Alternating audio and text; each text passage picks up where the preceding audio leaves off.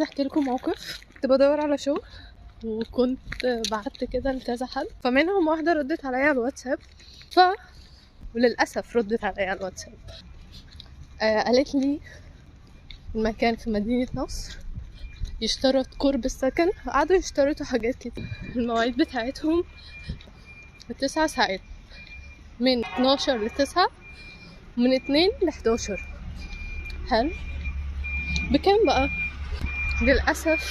للأسف بيزك سالري بتاعهم 2300 جنيه مصري. متخيلين؟ 2300 جنيه. لسه في حد بيدفع 2800 جنيه و300 جنيه سوري. هو دول يعيشوا مين يعني؟ 9 ساعات ب 2300 جنيه، وليك كوميشن انت وحظك بقى. بعتش ليك 2300، ولو ما بعتش لمدة شهرين او 3 بيستغنوا عنك عادي جدا، يقولوا لك شكرا في غيرك كتير قوي. بس اللي بيقولش فيه شغل في البلد، هو في شغل يا جماعة، بس هو ده الشغل عشان تبقوا عارفين، هو ده الشغل. للأسف ده استعباد. مرتب صدمني. يا جماعة ازاي كده؟ ده انا يعني ازاي؟ ما علينا يعني. بس حرام اللي الناس اللي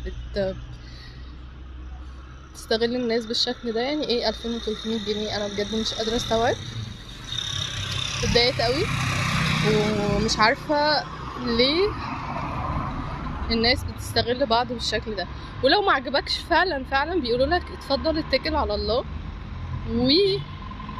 هنلاقي غيرك. كان الرقم بس هيلاقوا غيرك فعلا، دي حقيقة. هو مش عارفة، كان نفسي اقول حاجة للأونر، حاجة يعني ان انا معترضة، مش عارفة كنت اقول لها ايه. يعني انا للأسف ما عرفتش اي كلام اقوله. بس كنت معترضة قوي يعني، وكنت بقول لها انت الأونر عشان ابدأ يعني اتضايق واقول اللي مضايقني يا جماعة. بس حصل خير الحمد لله، ما قلتش حاجة. عملت لي على question mark كده وما ردتش.